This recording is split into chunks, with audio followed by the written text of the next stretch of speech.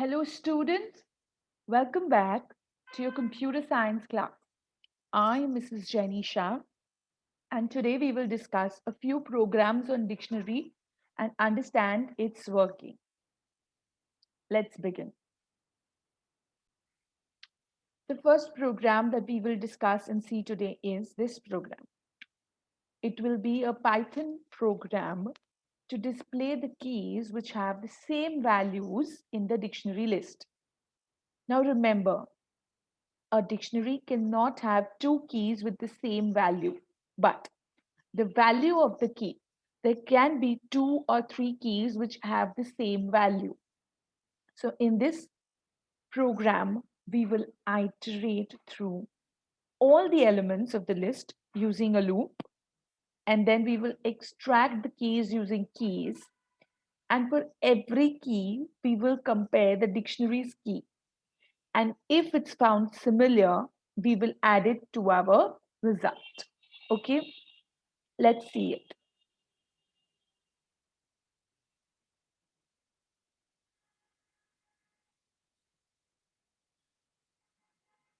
Okay,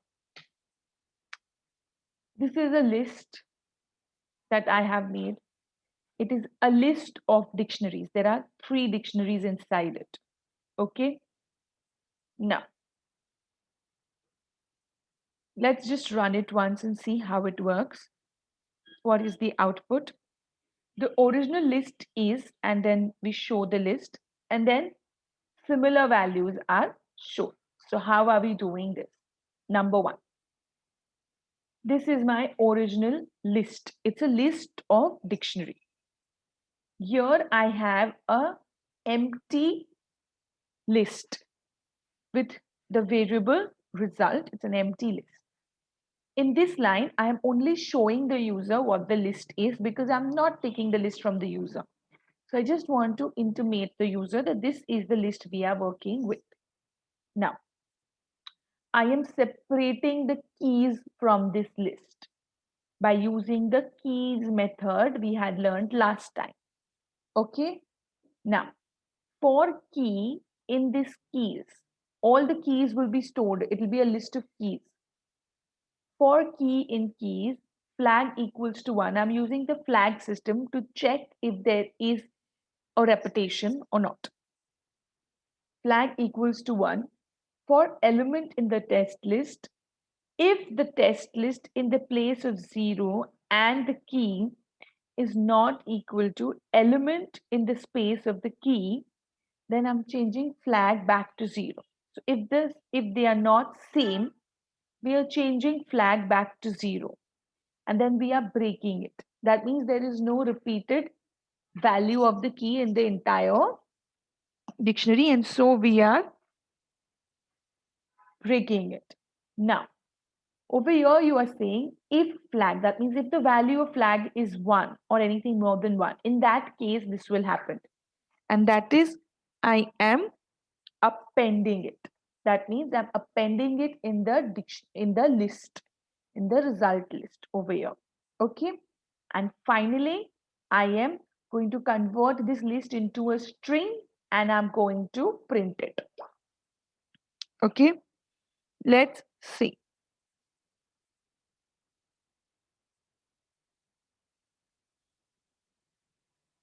So in this GFG is best, GFG is best, GFG is best. This is the name of my key.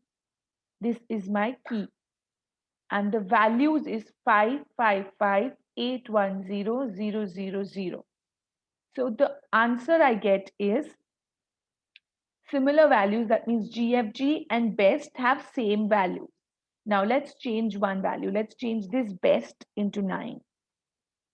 Now if I'm going to run this program, I will get only GFG because all the best don't have the same value.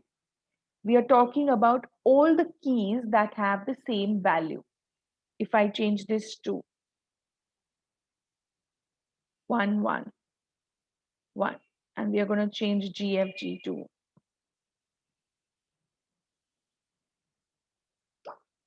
now if we are going to run this program, you'll see the output is because all the three is has the same value. This is the value, this is the key. All the three keys have the same value. Is this understood? The reason we have two over here is because we are talking about this dictionary, and in this dictionary, in this list, we are talking about the first index, and in that index, we are talking about the key. Okay, you know that you have to iterate through a dictionary using keys. Okay, I hope this is understood and very clear to you. Please practice this program. I'm going to pause for like a minute so that you can screenshot it or take it and practice it.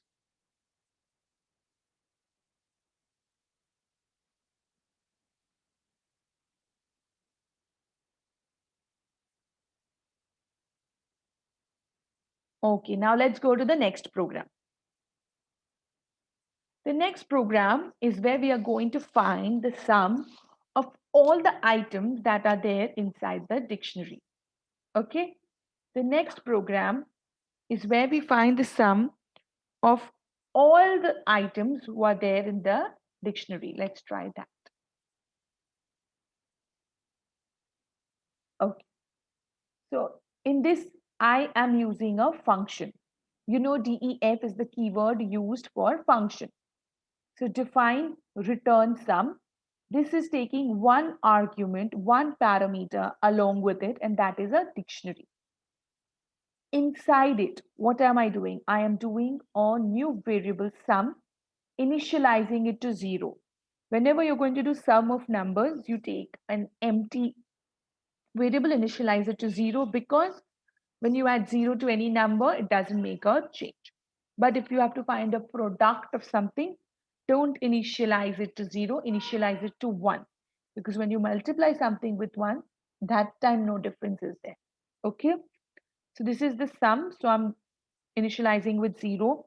Then I'm saying for I in my dictionary, so it will take the first value. Sum equals to sum plus my dictionary. So whatever is in the sum plus that new, and return sum. So this function is returning, it's a return based function. It's returning the sum. Now, here, dict equals to A100, B200, C300. This is my dictionary, and I'm going to print the sum, and over here I am calling in the print function. Inside this function, I am calling my function return sum that I have made. User defined function return sum is called here. Let's run it and see. The answer is 600. 100 plus 200 plus 300. So for I in my dictionary, sum plus this over here means you're talking about the values. If you only write I directly, I will mean A. You cannot add A, B, and C. Is this clear? Is this understood? I hope this is clear and understandable. I'll again pause for a minute so you all can take down the screenshot.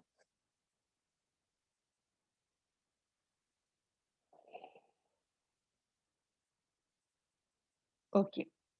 Now, last program for today.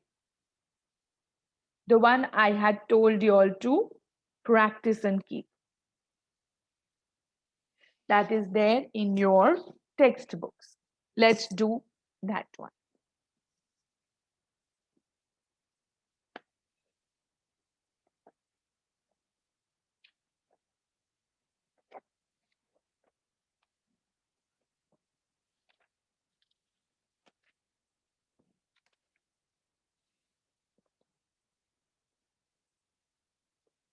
So there were three dictionaries, D1, D2, D3, which had marks of three people.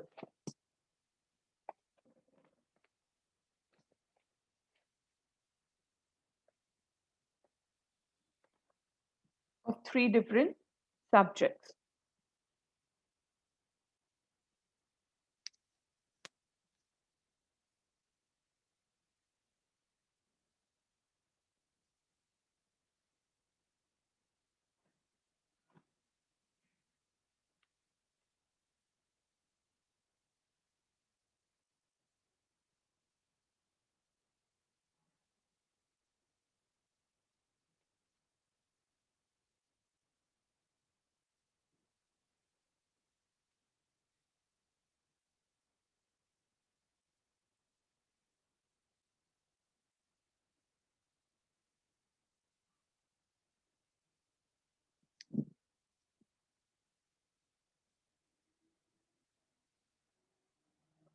Okay, these are the three dictionaries, D1, D2, D3. And you have to make, basically, you have to create a nested dictionary that will store the marks details along with the student name. And then you have to print an output. So I'm making another dictionary, D4, which will have my name and marks. Now, how will I do it? Okay, let's say the first one belongs to Suniti. So Suniti is my key and her marks are in D1. So D1 is my value. Second one is Raina. Her marks are in D2, which is a dictionary in itself. Third one is Zeba. Zeba's marks are in D3. So this I have created a nested dictionary. Okay. Now, how will I print it? So I will say for x is any variable we want, in d4 dot keys. Now remember, when I did d4 dot keys, that means Suniti, Raina, and Zeba are the keys, and a list has been created with Suniti, Raina, and Zeba. So if you look at the format given, we are printing the name of the student first in the report card. So over here, I will print it. I will print X, which is the student's name. Next, we are saying what is the subject and what is the marks. So I'm going to just print the headers first. Okay, so I will say subject.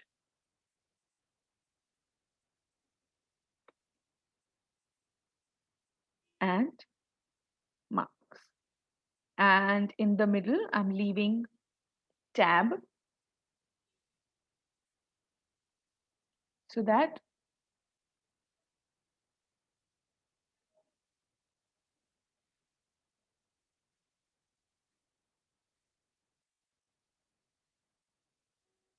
okay.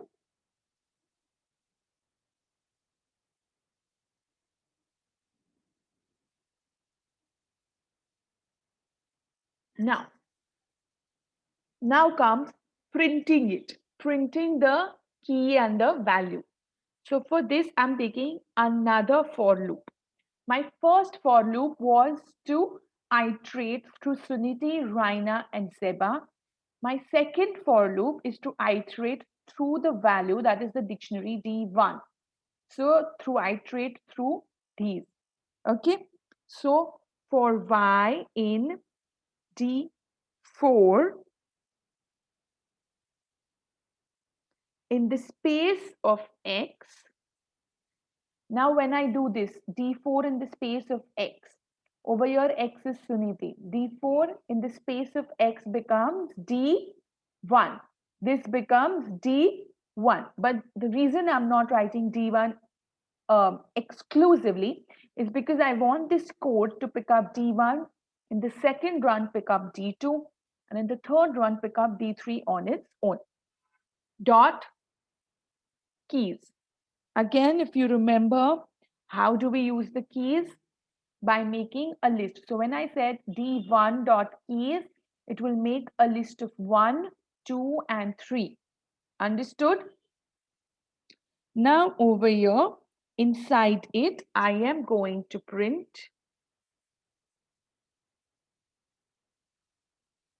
some space and then I'm printing Y. Y over here is what? The num for Y in D4 dot keys. That means the number 1. Okay. Y. Then I'm leaving 2 tabs over here. If I require less tab, I will change it later on. And now I am printing the value. Remember, D4 for Y in D4 dot keys, D4 in the space of X dot keys, that was D1 dot keys. So all the keys, that is 1, 2, and 3. So it took the value of 1 in Y and we printed the value 1 over here. Now we want to print 40.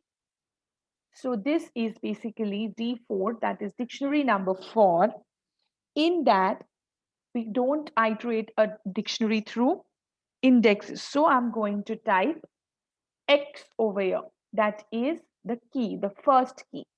And then I am saying the second key, that was Y.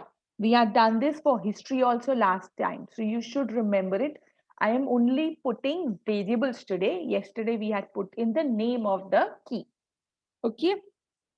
X in the place of Y. And then I am saying print it in. After this entire loop is over, go to the next line. Okay, let's run it and see how it looks. See, Suniti, subject 1 marks 40, subject 2 marks 70, subject 3 marks 70.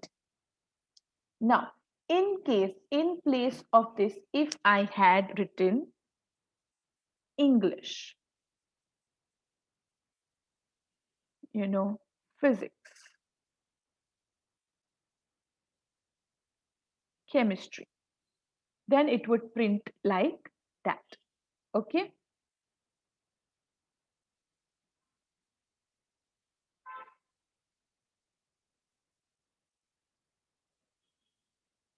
The reason we use numbers is because alignment is easier.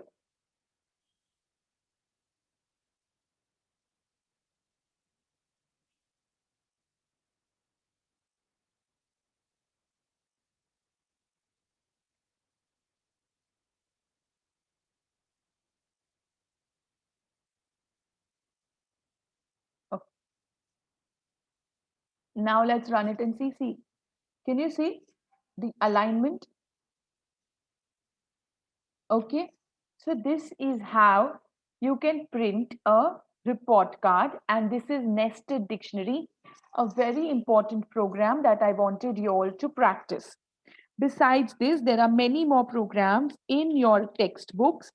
All the solved examples have to be practiced. In fact, I want you all to make a list of the programs that you all find very difficult to understand. Send it to me on WhatsApp. So whenever we have live sessions, I can explain them to you. Okay. With this, children, I end my class with you today. Stay home, stay safe, practice these 3 programs, practice all the programs in your textbook, start studying. The entire portion of the entire year will come in your annual examination.